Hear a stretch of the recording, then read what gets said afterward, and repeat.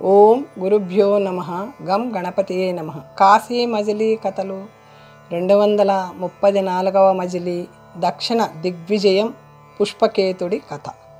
పుష్పకేతుడు మయూరధ్వజుడు, చిత్రబాణుడు, సౌమ్యుడు, పింగళుడు 5గురు దక్షిణ దిగ్విజయం చేయదలిచి తండ్రి అనుమతి పొందకుండానే రహస్యంగా బయలుదేరి ఆంధ్ర, కర్ణాటక, కేరళ మొదలైన దేశాల విశేషాలు చూస్తూ కాంచీపురం మొదలైన దివ్యక్షేత్రాలు సందర్శిస్తూ ద్రావిడ దేశంలోని వింతలు గమనించి పాండ్యదేశం మీదుగా శ్రీరాజ్యం చేరి దాని రాజధాని అయిన పుష్పపురం ప్రవేశించారు. ఆ నగరం అతి పెద్దది. శ్రీరాజ్యంలో 3 వంతుల మేరకు ఆ నగరమే. ఆ దేశాన్ని రత్నమకుట అనే వనిత పరిపాలిస్తుంది.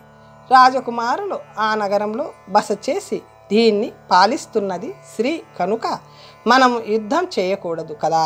కొన్నాళ్ళు ఇక్కడి విశేషాలు చూసి తలో వీధికి వెళ్ళి విశేషాలుంటే పరీక్షిద్దాం అనుకొని పొద్దుటే భోజనం చేసి శృంగార పురుషుల్లా తయారై తలాకొక వీధికి వెళ్ళి వచ్చి రాత్రి ఆ వీధుల విశేషాల్లోని చెప్పుకునేవారు. 4వ రోజున పుష్పకేతుడు మాత్రమే ఇల్లు చేరాడు. మిగిలిన 4గురు ఎంతకీ రాకపోవడంతో ఈ ఊరి వేశ్యావాటిక చాలా పెద్దదని, అక్కడి వేశ్యలు చాలా అందగత్తెలని నిన్న రాత్రి పింగళుడు మాటల్లో చెప్పాడు. అక్కడికి పోవద్దని చెప్పవలసింది చెప్పలేదు. వీళ్ళు 4గురు అక్కడికి పోయి ఉంటారా? వాళ్ళు వీళ్ళని ఏం మోసం చేశారో. మహావీరులని విలయాళ్ళేం చేయగలరు? రేపు పోయి చూద్దాం అనుకుంటూ రాత్రంతా జాగారం చేశాడు. మరునాడు ఆ వీధికి వెళ్ళగా మృదంగ ధ్వనులు, వీణానాదాలు, వేణుగానాలు మనోహరంగా వినిపించాయి. అతను మరికొంత దూరం ముందుకు పోగా రాజప్రాసాదాన్ని మించిన భవనం కనిపించింది. వేశ్యావాటికలో రాజప్రాసాదమా అనుకొని దగ్గరకు పోయి ఈ మేడ ఎవరిది అని అక్కడి వారిని అడిగాడు. అయ్యా, ఆ గోడకి వేలాడకట్టబడిన పటం చదువుకోండి, మీకే తెలుస్తుంది అన్నారు వాళ్ళు. అతను ఆ పటంలో ఉన్నది చదవసాగాడు. మహారాజరత్నం కథ. ఈ మేడలో మహారాజరత్నం అనే వేశ్యామణి కాపురం ఉంటుంది. అద్దంలో కట్టబడిన రూపం ఆమెదే. ఆమెకు 64 కళల్లోనూ పాండిత్యం ఉంది. విద్యా మదం గర్వం గలవాడినే వరిస్తుంది. సామాన్య పండితులను సేవకులుగా చేసుకుంటుంది. విద్యా విషయంలో ఆమె అడిగే కొన్ని ప్రశ్నలకు సమాధానాలు చెప్పిన వాడినే వరిస్తుంది. లేకపోతే అతను తోటలో కూలి పని చేయవలసిందే. ఇందుకు అంగీకరిస్తే అతను ఒడంబడిక రాసి ఇచ్చి లోపలికి రావాలి. పుష్పకేతుడు అంతా చదివి కొంచెం ఆలోచించి నిన్న ఎవరైనా ఈమె ప్రశ్నలకు జవాబులు చెబుదామని లోపలికి వెళ్ళారా అని ద్వారపాలకులను అడిగాడు. ఒక చిన్నవాడు మీలాగే ఉన్నాడు, లోపలకు పోయి మరి బయటకు రాలేదు, తోటలోకి పంపించబడి ఉంటాడు, మొక్కలు తవ్వుతున్నాడేమో అని చెప్పాడు అతను. అది విని ఔరా, మా తమ్ముడు పింగళుడినే ఓడించిందంటే ఈమె విద్యలో ఎంత దిట్టో, ఇది మాకంటే ఎక్కువ చదివింది కాబోలు, ఏ విద్యలో అడుగుతుందో తెలుసుకొని మరీ వెళ్ళాలి అనుకొని దీన్ని ఎలాగో జయించి తమ్ముడిని విడిపించుకు రావాలి కదా. దీని విద్యా విశేషాలు పింగళుని ఏ విద్యలో ఓడించింది తెలుసుకోవడం అత్యవసరం. ఈ గుట్టు ఎలా తెలుసుకోవాలి అని ఆలోచిస్తూ ఎదురింటి అరుగు మీద కూర్చున్నాడు. అంతలో ఒక గుర్రపు బండి వచ్చి ఆమె ఇంటి వాకిట్లో నిలబడగా అతను బండివాడిని దీనిని ఎవరి నిమిత్తం తీసుకొచ్చావు? రాజారత్నం ఎక్కడికైనా వెళ్తుందా అని అడిగాడు. అందుకు వాడు కాదు స్వామి, ఆమె పనికత్తె దీనిలో ఇంటికి పోతుంది అని చెప్తుండగానే పనికత్తె వచ్చి బండిలో కూర్చుంది. బండి కదలగానే అతను వెనక్కి ఎక్కి కూర్చున్నాడు. దాని ఇల్లు చేరగానే అతను ముందుగా దిగి ఆమె ఇంటి ద్వారం వద్ద నిలబడి ఆమె దిగిరాగానే రత్నకేసరి వచ్చావా, నీకోసమే ఎదురు చూస్తున్నాను అన్నాడు. ఆమె తెల్లబోయింది.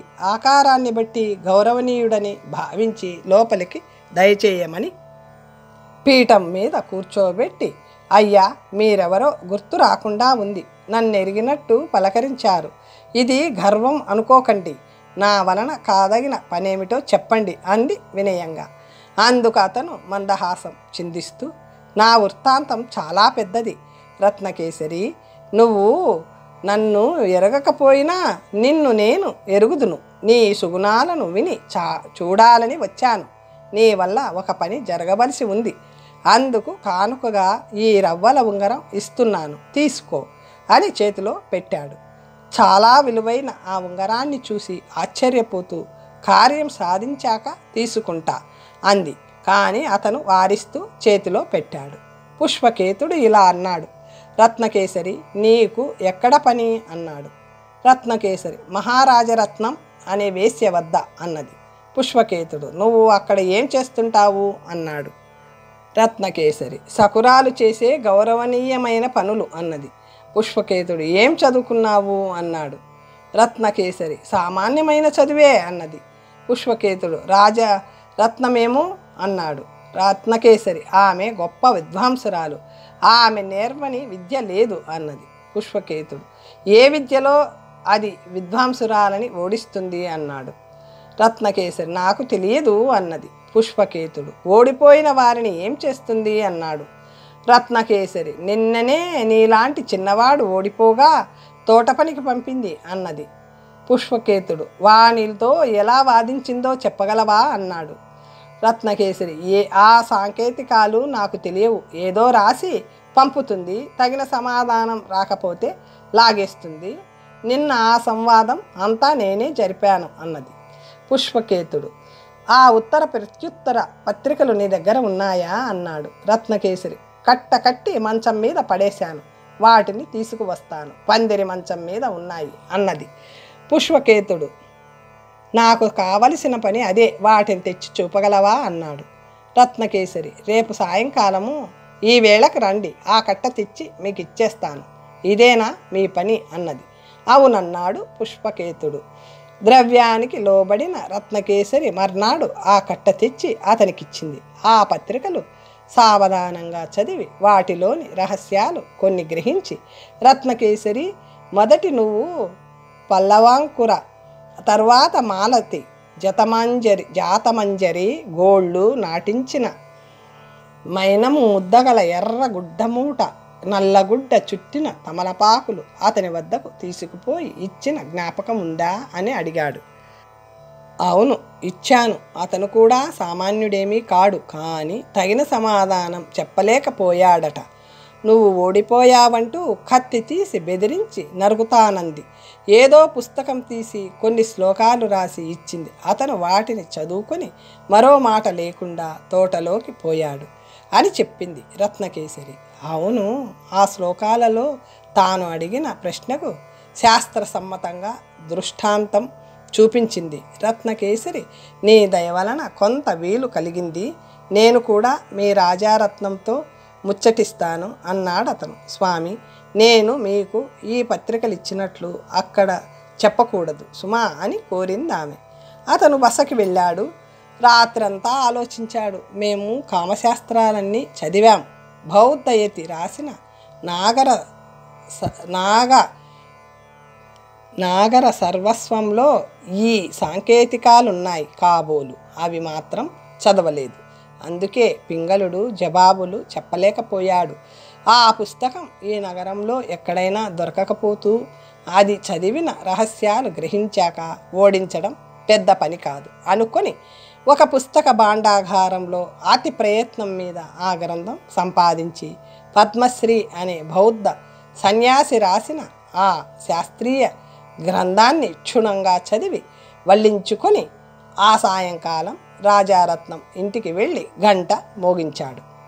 లోపల నుంచి వచ్చిన పురుషుడితో నేను ప్రకటన పటం చదివాను, రాజారత్నంతో ప్రసంగిస్తాను అంటూ ఒడంబడిక చీటీ రాసి చేవ్రాలు చేసి సేవకుడికి అందించాడు. అరగడియలో పరిచారకులు వచ్చి అతనికి కాళ్ళు కడిగి నివాళి ఇచ్చి విచిత్ర అలంకారాలతో స్వర్గంలా ఉన్న ఒక గదిలో కూర్చోబెట్టారు. రకరకాల పళ్ళు, పూలు, చిగుళ్ళ వింత వస్తువులు పేర్లు రాసి అద్దాల పెట్టెలలో ఉంచబడ్డాయి. అతను చిత్రశాల లాంటి ఆ గదిని పరిశీలిస్తుంటే పరిచారిక చేత బంగారు పాత్రలో పల్లవాంకురాలుంచి అక్కడికి పంపింది రాజారత్నం. అతను నవ్వుకుంటూ కులం అడగడానికి మొలకని పంపిందని గ్రహించి తాను క్షత్రియుడనని చెప్పడానికి పనస పండుని ఒక దానిని పళ్ళెంలో పెట్టి పంపాడు. తరువాత ఆమె విజయచంద్రుణ్ణి కాగితం మీద రాసి పంపగా రాజపుత్రుడివా అని అడుగుతుందని తెలుసుకొని రాజపుత్రుడినే కాదు భూపతిని కూడా అని సూచిస్తూ మేఘం బొమ్మ గీసి బదులు పంపాడు. మైనం ముద్దగా చేసి దాని మీద 5 గోళ్ళు నాటించి ఎర్రధారం చుట్టి పంపే పోటలీ ప్రశ్న అడిగింది. ఆమె ఈసారి దాని అర్థం తాను మన్మధుడి పంచబాణాలచే బాధించబడుతుందని అర్థం. మైనపు బుద్ధకి చిల్లు పొడిచి తన శరీరం మన్మధుడి చేత చిల్లులు పొడవబడింది అని సూచిస్తూ ఆ ముద్దకి మంచి గుడ్డ చుట్టి పంపాడతను. ఈసారి ఆమె పరివ్యంకం అనే తాంబూలం వికటం పల్లెంలో పెట్టి పంపుతూ ఆమెకి అతని మీద చాలా అనురాగం కలిగిందని తెలియపరచగా అతను ఆ తాంబూలం మీద మంచి గంధం రాసి పంపి తనకి ఆమె మీద చాలా అనురాగమే అని సూచించాడు.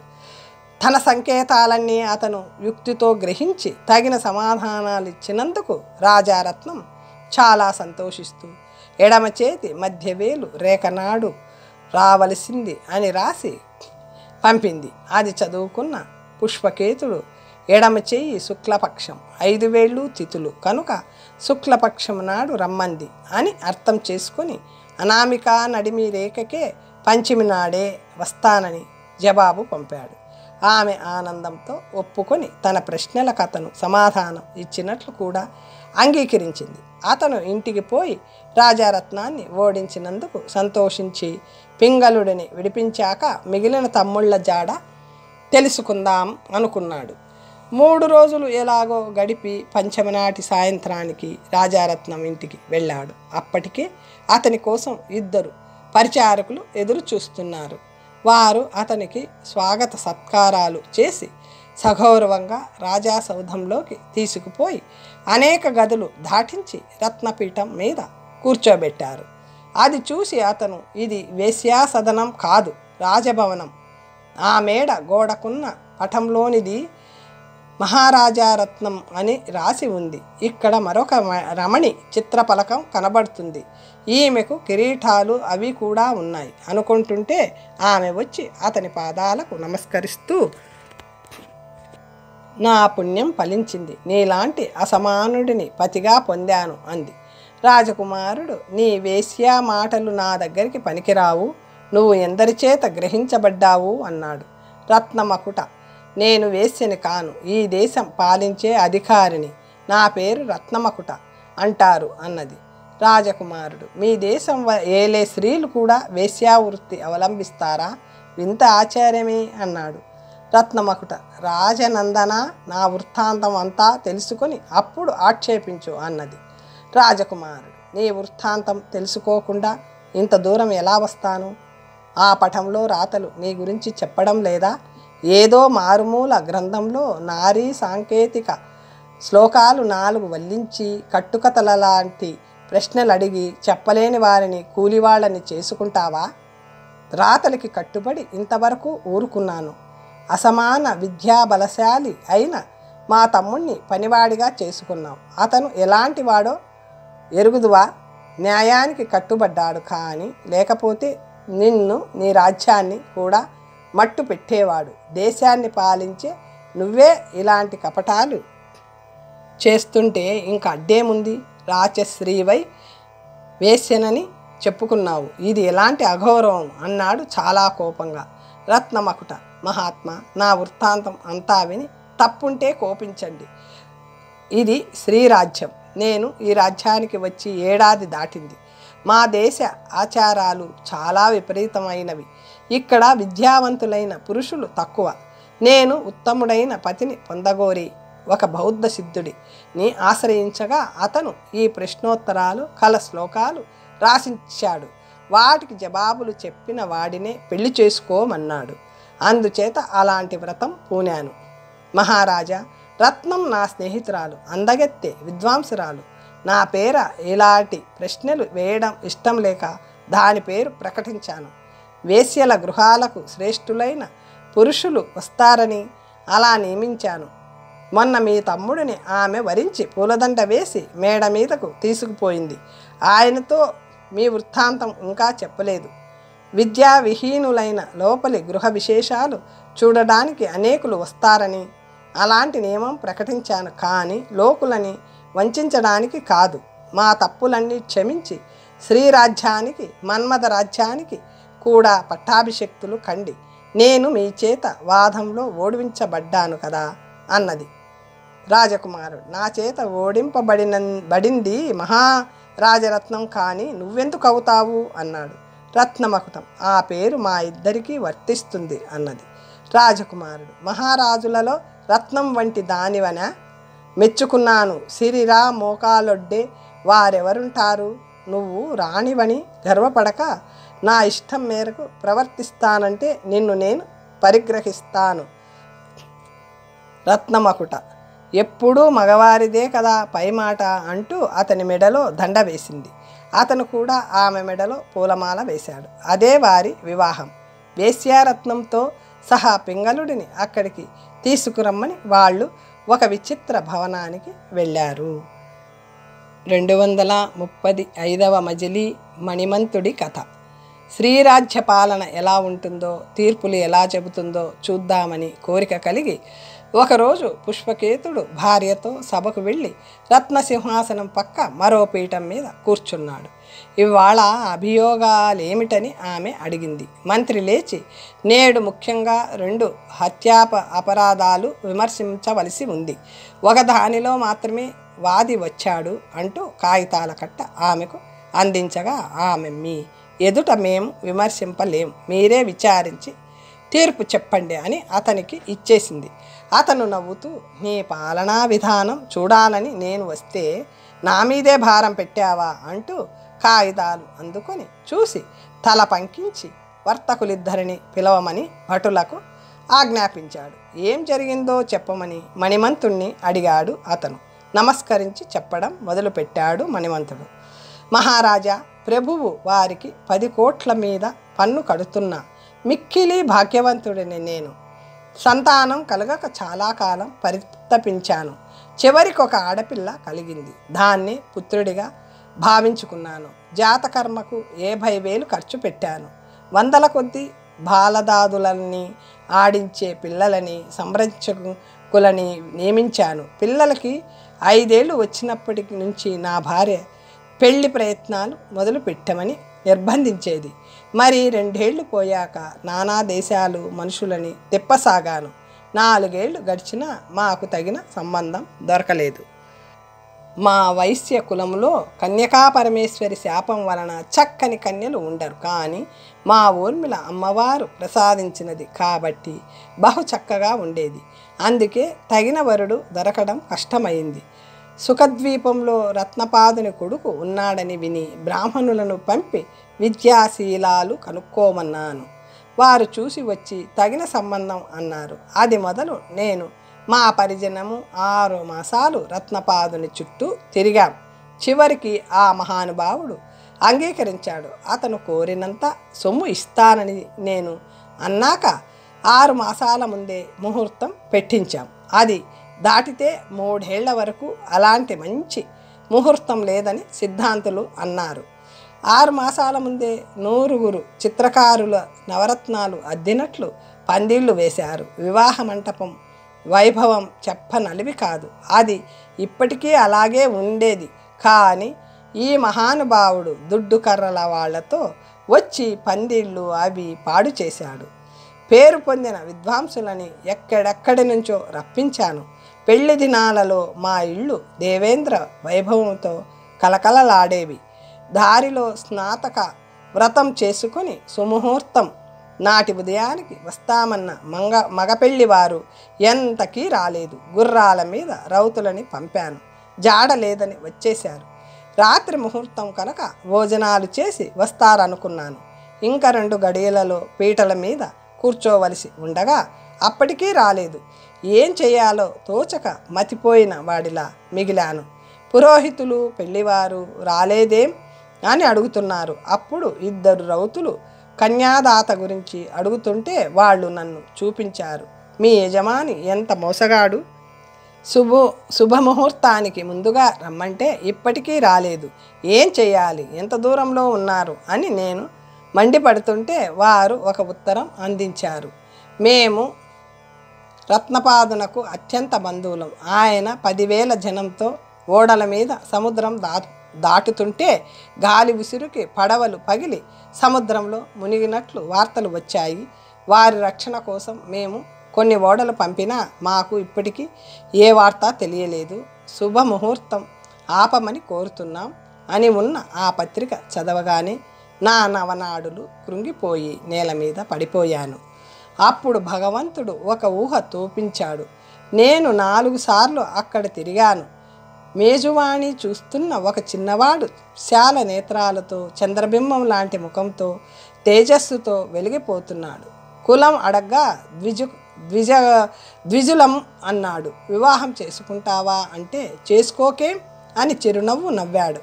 ఇతనే నా అల్లుడని నేను నలుగురికి చాటాను. అతని రూపం చూసి నా భార్య ఊర్మిళకి అతనితో వెంటనే వివాహం చేయమంది. అందరూ ఆమోదించారు. ఆ ముహూర్తానికే వాళ్ళిద్దరి వివాహం జరిగిపోయింది. వివాహ దీక్ష కాగానే వధూవరులని కలిపి సంవర్తన మహోత్సవం కూడా చేశాం. చెప్పుకోకూడదు కానీ కేవలం దానాలకి 2.5 లక్షలకు మించి ఖర్చు అయింది. 7వ నాడు సాయంత్రం రత్నపాదుడు పరివారంతో వచ్చి మా వీధి చివరి ఉద్యానవనంలో విడది చేశాడని వినగానే నా గుండె జల్లుమంది. సముద్రంలోతో మునిగిన వారు ఎలా వచ్చారు? పెళ్ళి అయిపోయిందని వర్తమానం పంపడం న్యాయం కాదు. వారిని గౌరవించాలి అనుకుని అతని వద్దకు పోయి నమస్కరించాను. అప్పటికే నా కూతురికి వివాహం జరిగిపోయిందని విన్న అతను నన్ను చూసి మండిపడుతూ, నీచుడా, నువ్వు సంపన్న గృహస్థుడివని దూరమైన నీ సంబంధం అంగీకరించాను. దైవవశాత్తు ప్రయాణంలో విఘ్నం కలగ్గా ఆ వార్త మీకు పంపాను. ఆ మాట మీద పెళ్ళి ఆపి మా కోసం ఎదురు చూస్తుంటావు అని వచ్చాం. మా చావు బతుకులు తెలుసుకోకుండా నీ కూతురుని మరొకరికిచ్చి పెళ్లి చేయడం నీకిదేనా? ఎంత కృతజ్ఞుడివి! నీది మనుష్య జన్మ కాదు, పశువ్వి, నీ మొహం చూడకూడదు అంటూ నోటికొచ్చినట్లు నిందించాడు. రత్నపాద, తొందరపడకు అంటూ జరిగినదంతా వివరంగా చెప్పి, నీతో సంబంధం కలవనందుకు మాకు చాలా విచారంగా ఉంది. మీరు ఇక్కడికి రావడానికి అయిన ఖర్చంతా ఇచ్చుకుంటాను అని ఎన్నో విధాల బతిమాలాను. అతను శాంతించలేదు. సరికదా మరింత మండిపడుతూ, మూర్ఖులు తాము చేసిన తప్పులని ఇలాగే దైవం మీదకు నెడతారు. ముహూర్తానికి ఏముంది? డబ్బిస్తే బ్రాహ్మణులు కావలసినన్ని ముహూర్తాలు చూపెడతారు. మాకు ఇది చాలా అవమానకరంగా ఉంది. నీకు తగిన ప్రాయశ్చిత్తం చేసి తీరుతాను. నీ భాగ్యమంతా కొల్లగొట్టి మా ఇంటికి పట్టించుకుపోకపోతే చూడు, ఎవరడ్డం వస్తారో చూస్తాను అని ప్రతిజ్ఞ చేశాడు. నేను ఇంటికి వచ్చి రత్నపాదుడికి మన మీద చాలా కోపం వచ్చింది అంటూ అతని మాటలన్నీ చెప్పి, ఈ వార్త రాణికి చెప్పి సహాయం కోరి వస్తాను. మీరు జాగ్రత్తగా ఉండండి. వెలకల రత్నాలు అవి దాచెయ్యండి అన్నాను. అది విని గగ్గోలు పెడుతున్న బంధువులు కలకలానికి మా అల్లుడు వచ్చాడు. జరిగింది తెలుసుకున్నాడు. నవ్వుతూ, ఓహో, ఇది శ్రీరాజ్యమా? బలం కలవాడే అధికుడు కాబోలు. సరే, మీరు ఎవరి సాయము కోరక్కర్లేదు. 4,000 కాదు, ముల్లోకాలు వచ్చినా జయిస్తాను. మీరు నిశ్చింతగా ఉండండి అన్నాడు. మేము ఆ మాటలకు ఆశ్చర్యపోయాం. మర్నాడు రత్నపాదుడి బలగం వస్తున్నట్లు తెలియగానే మా అల్లుడు గుర్రం మీద ప్రచండ బాణుడిలా ఎదురు వెళ్ళి వారందరినీ పీనుగుల పెంట చేశాడు. కొందరు క్షతగాత్రులయ్యారు. జరిగినది ఇదే. ఇందులో మా తప్పేముంది? మా అల్లుడు అడ్డుపడకపోతే ఈతను మా ఇల్లు కొల్లగొట్టుకుపోయేవాడే. అప్పుడు మేమేమవ్వాలి? ఆ వీరుడి శౌర్యానికి ఆశ్చర్యపోతూ పుష్పకేతుడు శెట్టి, మణిమంతుడు చెప్పింది నిజమేనా అని అడిగాడు. అంతా నిజమే. మా భటులని పీనుగలని చేశాడని ఒప్పుకున్నాడు కదా.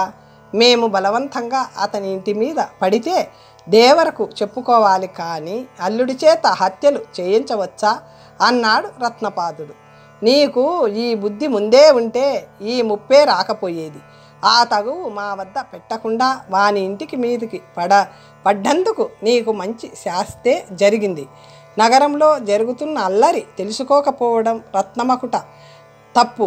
మణిమంతుడా, మీకు అల్లుడికి కూడా ఆజ్ఞాపత్రిక పంపబడింది. అతను ఎందుకు రాలేదు? బలవంతుడినని గర్వమా? అతని నుంచి కొంత సాక్ష్యం కావాల్సి ఉంది, వెళ్ళి వెంటబెట్టుకురా అని పంపి రెండవ నేరంలో వాది అయిన వ్యాఘ్రముఖి అన్నగారిని పిలిపించి నువ్వేం చెప్పుకుంటావు, ప్రతివాది ఎందుకు రాలేదు అని అడిగాడు. అప్పుడు అతను, దేవా, వ్యాఘ్రముఖి అనే వారకాంత నా అక్క కులవృత్తిలో చాలా ధనం సంపాదించింది. మొన్న ఎవడో విటుడు వచ్చి దాని కూతురు కుందమాలని వశపరుచుకొని వ్యాఘ్రముఖిని బలవంతంగా చంపి నూతిలో పడేశాడు.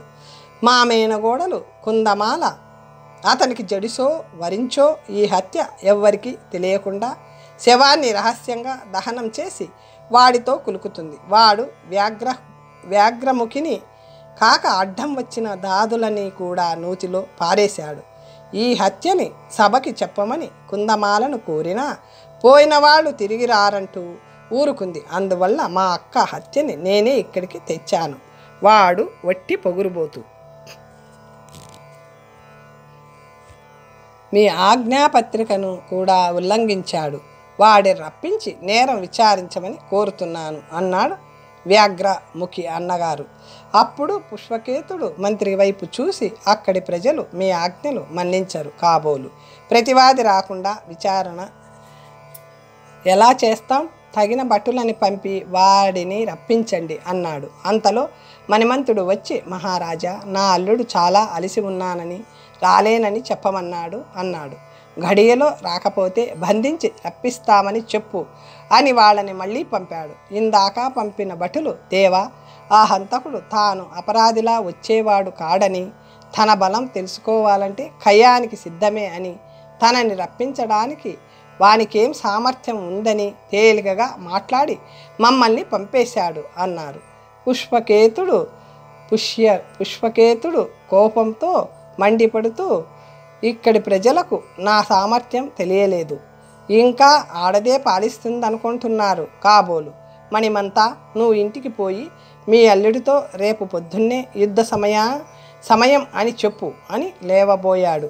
హంతకుడు మాకు లొంగలేదు అంటూ ఆ భటులు తిరిగి వచ్చారు. వాడి సంగతి కూడా రేపే చూస్తాను అని తెల్లవారక ముందే నా కోసం మంచి గుర్రాన్ని 10 మంది భటులని సిద్ధం చేయండి అని మంత్రికి చెప్పి భార్యతో కలిసి అంతఃపురానికి వెళ్ళిపోయాడు. 236వ మజిలి. మణిమంతుడు ఎంత బతిమాలుకున్నా రాజు చాలా మంచివాడు. రత్నపాదుని మాటలు విని నీ పక్షమే పలికాడు. నువ్వు తన వద్దకు రాలేదన్న కోపం తప్ప మరేమీ లేదు. బలవంతులతో విరోధం వద్దు అంటూ చెప్పినా వినక అతను, నన్నేం చేయగలడు? నా సామర్థ్యం తెలియక భయపడుతున్నావు. అవసరమైతే ఇక్కడే నా సోదరులు 4 భయపడకు అంటూ రాజు వస్తానన్న వేళకు గుర్రమెక్కి ఆ వీధిలో తిరగసాగాడు. అప్పుడు యుద్ధబేరి మోగింది. పుష్పకేతుడు పింగళుడితో కలిసి వీరయోధులతో ఆయుధాలు ధరించి గుర్రాల మీద మణిమంతుడి ఇంటికి బయలుదేరాడు.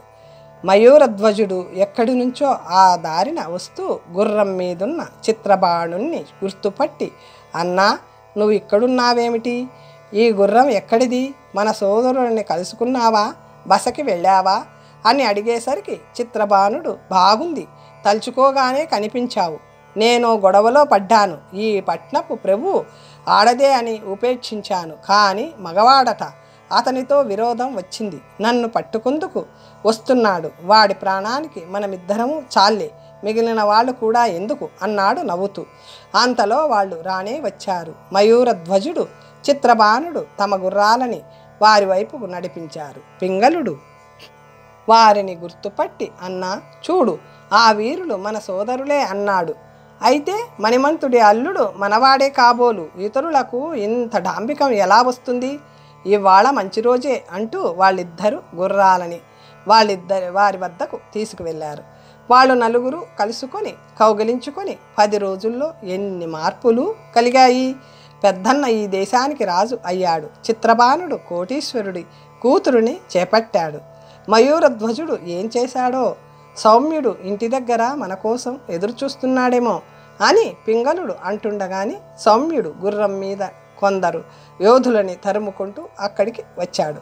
అడిగో మన సౌమ్యుడు అని పింగళుడు కేక వేయగానే అతను వచ్చి మన సోదరులందరూ ఇక్కడే ఉన్నారే అని ఆనందం ప్రకటించాడు. పుష్పకేతుడు, సౌమ్య, నువ్వీ రౌతులను ఎందుకు తరుముకొస్తున్నావు అని అడిగాడు. అందుకతను, అన్న, మనము ఈ దేశం రాజుని ఆడదనుకున్నాం కానీ మగవాడట. నేనేదో అపరాధం చేశారని నన్ను కట్టి తీసుకురమ్మని యోధులని పంపాడు. అందుకే వాళ్ళని తరుముతున్నాను అన్నాడు. పుష్పకేతుడు నవ్వుతూ, ఇతరులకి రాజు మీద తిరగబడే సామర్థ్యం ఉంటుందా సౌమ్య? నేనే ఆ వార్త పంపాను. నేను ఈ నగరానికి రాజునయ్యాను. అదంతా తరువాత చెబుతాను. కోటలోకి పొదాం రండి అని సోదరులతో వెళ్ళిపోయాడు.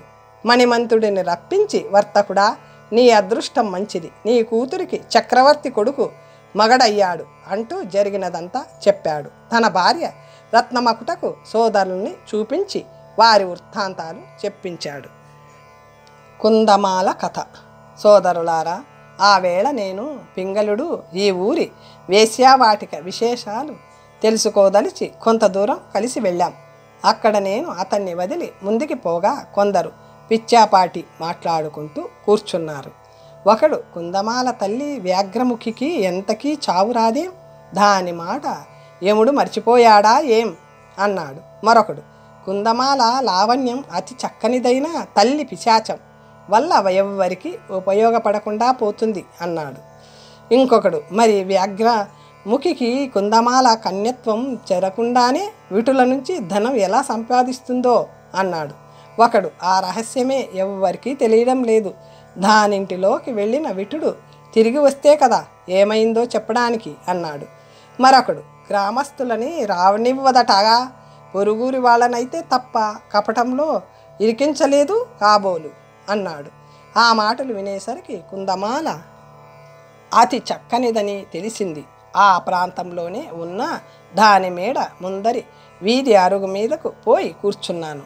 సాయంకాలం దాది ఒకర్తి తలుపు తెరిచి దీపం వెలిగించి నన్ను చూసింది. ఆమె, అయ్యా, తమరెవరు, ఎందుకు ఇక్కడ కూర్చున్నారు అన్నది. నేనన్నాను, మాది విదేశం, కుందమాల ప్రఖ్యాతి విని వచ్చాను. ఆమె వెళ్ళి వ్యాఘ్రముఖిని తీసుకువచ్చింది. వ్యాఘ్రముఖి, మీరు మహారాజు బిడ్డల్లా ఉన్నారు. మా కుందనమాల నోములిప్పటికి ఫలించాయి. మీది ఏ దేశమో అన్నది. నేను ఇలా అన్నాను, మాది చాలా దూరదేశం. నేను రాజకుమారుడినే. నా పేరు సౌమ్యుడు. నువ్వు గట్టిదానివని వీధిలో అన్నాడు. వ్యాఘ్రముఖి, మీరు తగినవారని అంగీకరిస్తున్నాం. ఇంతకీ దాని కళ్ళ ముందర దాటాలి కదా. లోపలికి రండి, దాని కాళ్ళ లోపలికి రండి, అలంకరించుకొని ఇప్పుడే వస్తుంది. ఆ హంసతూలికా తల్పం మీద విశ్రమించండి అన్నది. అది వెళ్ళాక పడుకునే ముందు చెయ్యని చేతితో కొట్టి చూడాలి అన్న మాట జ్ఞాపకం వచ్చి మంచాన్ని కుడి చేత్తో కొట్టాను. అది అమర్చిన యంత్రపు గడియ సడలి ఆ మంచం లోతుగా ఉన్న నూతిలో పడిపోయింది.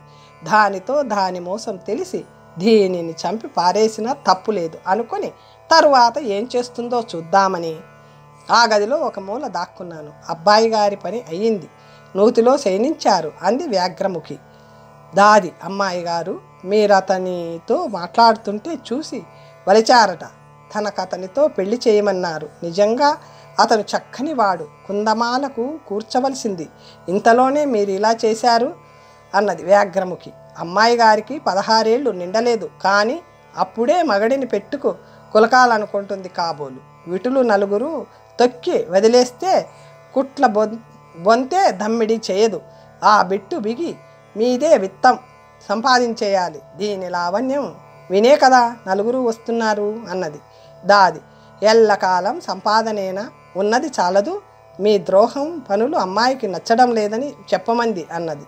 వ్యాఘ్రముఖి, ఇంత ఆస్తి న్యాయంగా సంపాదించగలమా? ఇప్పుడు వచ్చిన వాడి ఒంటి మీద 1 కోటి విలువ చేసే రవ్వల వస్తువులున్నాయి. రేపు నూతిలో దిగి ఆ వస్తువులు తీయాలని రహస్యంగా శవవాహకులకు చెప్పు, దాని దేహం చెడకుండానే ఎంతెంత సంపాదించగలుగుతున్నానో. ఆ మాటలు వినేసరికి నేను కోపం పట్టలేక దాని మీద కురికి ఒక చేత్తో కొప్పు పట్టుకొని తల నరకబోగా అది మొర్రోమంటూ ఏడ్చింది. దానిని సందిట్లో పట్టుకొని ఆ నూతిలో పడేశాను. అడ్డం వచ్చిన కొందరు పురుషులని కత్తితో నరికి అదే కూపంలో పడేశాను. అక్కడున్న దాదులు కుందమాలని కౌగలించుకొని ఏడవసాగారు. ఆమె మేడ దిగి వచ్చి నమస్కరించి నా కత్తికి తల ఉంచి, మహాత్మా, నిరపరాధులైన వీరిని ఎందుకు శిక్షిస్తారు? నా మూలంగా ఈ ఘోరం జరుగుతుంది కనుక నన్ను చంపితే దోషం ఉండదు, చంపండి అంది. నేను కత్తి కింద పారేసి, కుందమాల, నువ్వు ఉత్తమురాలివి, నీ తల్లి మహాపాపాత్మురాలు, ఎందరినో చంపింది, అది తెలిసి కూడా నువ్వు ఉపేక్షించడం నీ తప్పే. కానీ నీ మాటల వినకపోతే ఏం చేయగలవు? నీకు అభయం ఇస్తున్నాను, భయపడకు అన్నాను. ఆమె నా పాదాల మీద పడి, మహాపురుష, మీరెవరో ఎరుగను, కానీ మిమ్మల్ని చూడడంతోటే నా మనసు మీ మీద లగ్నమైంది. నేను నా సర్వస్వంతోనూ మీ అధీనమయ్యాను, నన్ను ఏలుకోండి అని ప్రార్థించింది. ఆమె సౌందర్యానికి నా మనసు లాగి అంగీకరించాను. మర్నాడు నూతిలో చచ్చిన వారందరికీ దహన సంస్కారాలు చేయించాను. నా చేత దెబ్బలు తిన్న వ్యాఘ్రముఖి అన్న నా మీద మీ దగ్గరికి అభియోగం తెచ్చాడు. తరువాత కథ మీకు తెలిసిందే అని ముగించాడు సౌమ్యుడు.